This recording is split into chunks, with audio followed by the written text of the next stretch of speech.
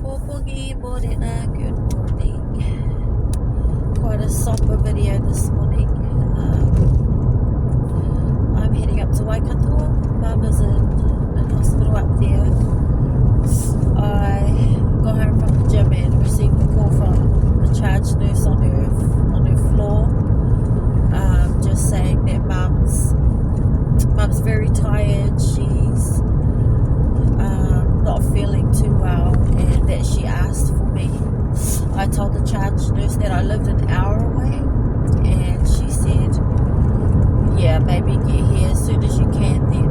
And I said, well, what do you mean by that? She's like, might be nice as well if your family could be here. And I'm like, what the fuck is going on? I said, what are you telling me? So you're telling me that I need to contact all my family and we all need to be there?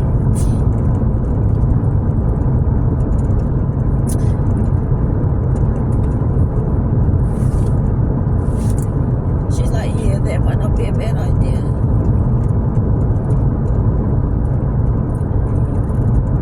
So now we're heading up. Phoned my siblings to bring Dad up. He hasn't seen her all week since the day I took her into hospital, into Town Hospital. She was transferred to Waikato from there. So she's, very tired.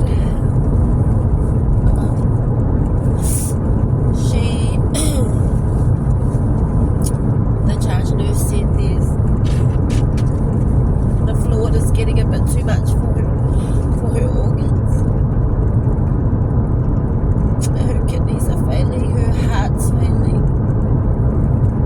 everything's failing.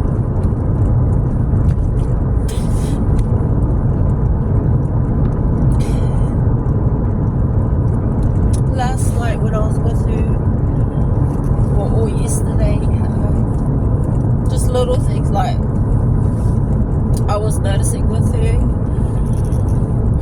So one was like her speech she was starting to slur her words, and I'm like, oh Mum, open your mouth, like do some mouth exercises, stuff like that. But she just kept talking like this, like with her mouth closed, pretty much. Post-surgery, I gave her, she's got dentures. I had to go find our bags on the floor she was meant to be in, but we were still in recovery for nearly a day and a half, because Mum's blood pressure was too low. Gave her dentures, and she started to talk a bit better.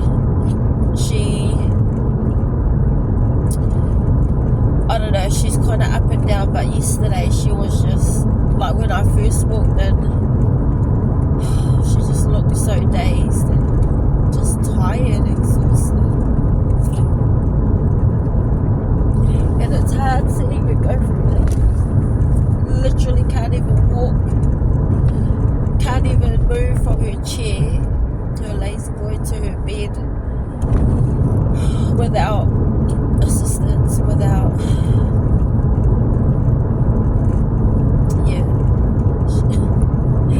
even just a little shuffle of her feet was a hard task for her. If she wasn't connected to millions of wires or cords, I could probably just lift her and put her on the bed, but all the fluid starting to build up around her tummy. Her cancer is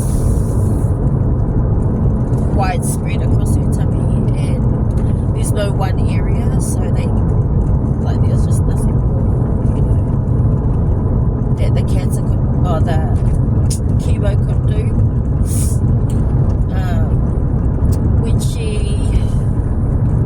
When she went back onto chemo, Dr. Archner that's her oncologist,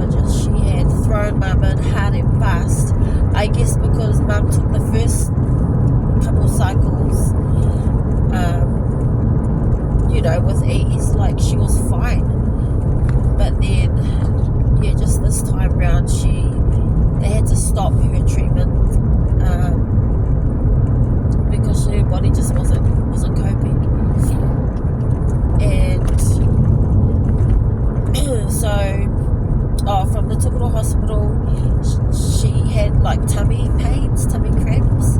Turned out she had a hernia and part of her bowel, like she wasn't going taller. She didn't have any bowel movement, and apparently there was a rupture, and her bowel was trying to squeeze through that little rupture. But yeah, doctors operated and surgeons operated and fixed the hernia and fixed her bowel problem. So sewed it all back together.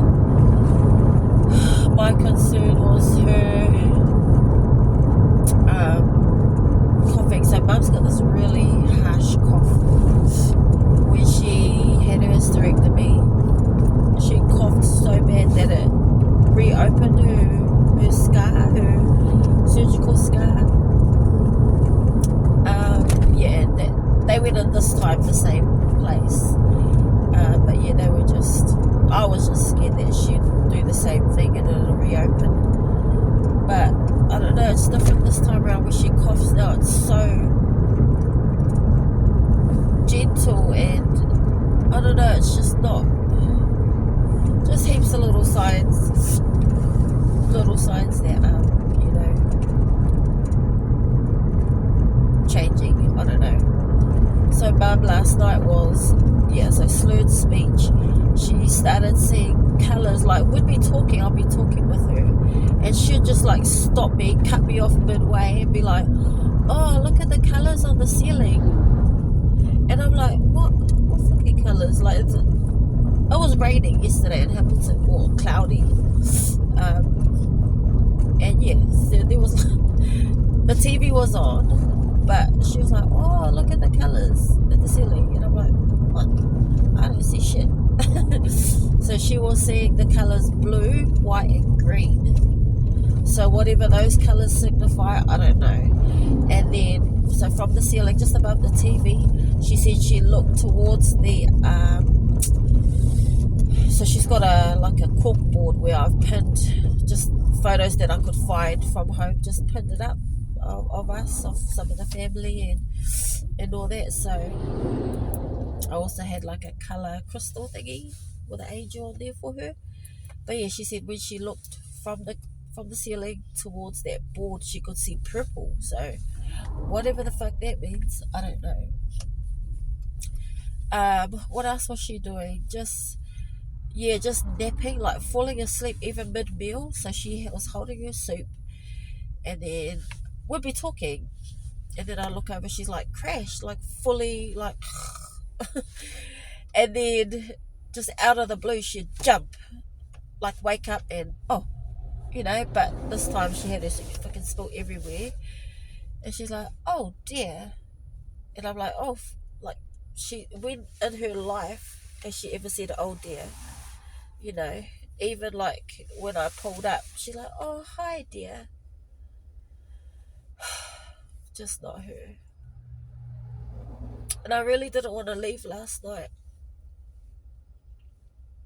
but I didn't think that it'll get this bad so quick.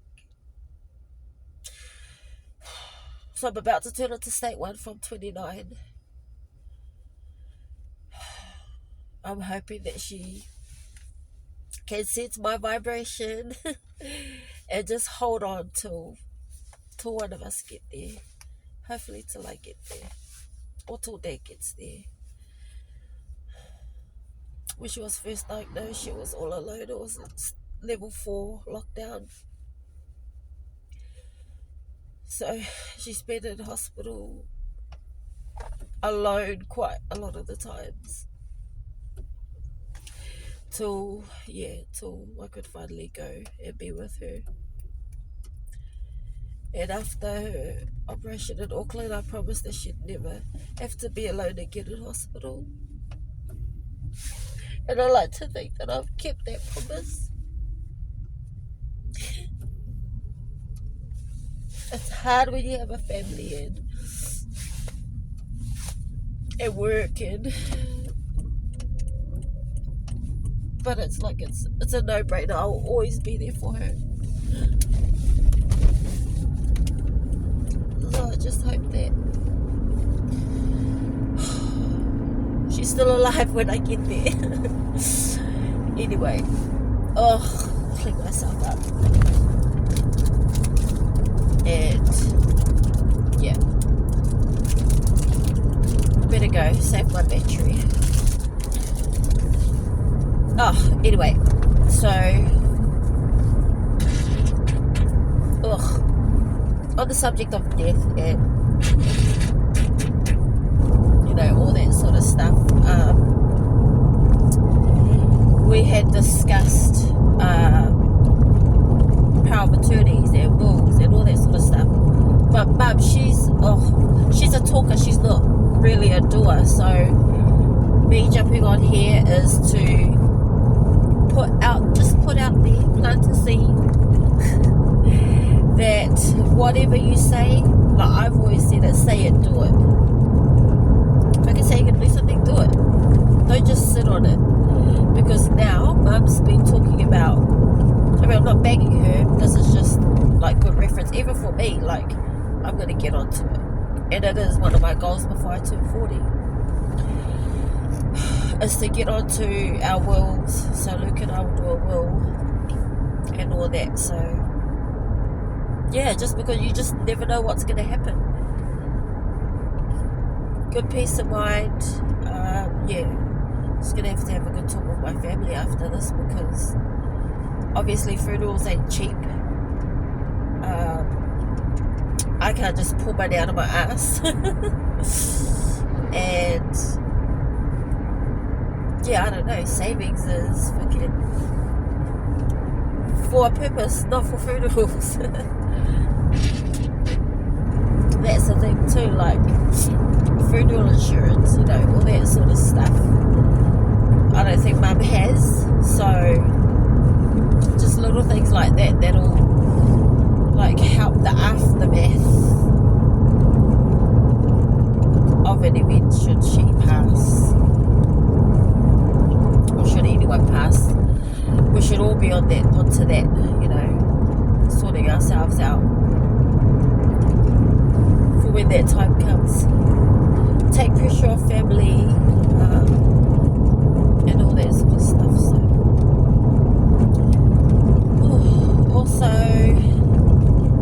mentally, emotionally, as you've known by my videos, I've mentally prepared for this moment. I mean, not saying that it's made it any easier, but I don't know, just kind of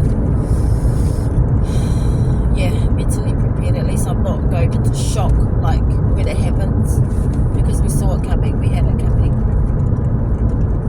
And that's the thing, like I should have got onto Mum with all her will and all that sort of stuff earlier, while she's still of sound of mind. I know money was an issue. She's not working, she doesn't benefit on the WINS pension benefit, so, but still, I mean, fucking at the same time, there she is bloody buying off Timu and shit like that, so, not good. Not a very good example of fucking living out the last of your years, do you know what I mean? So good for me to realise not to be like that. At the same time, I'm glad I got Luke, who is so stingy with our money, which is good, because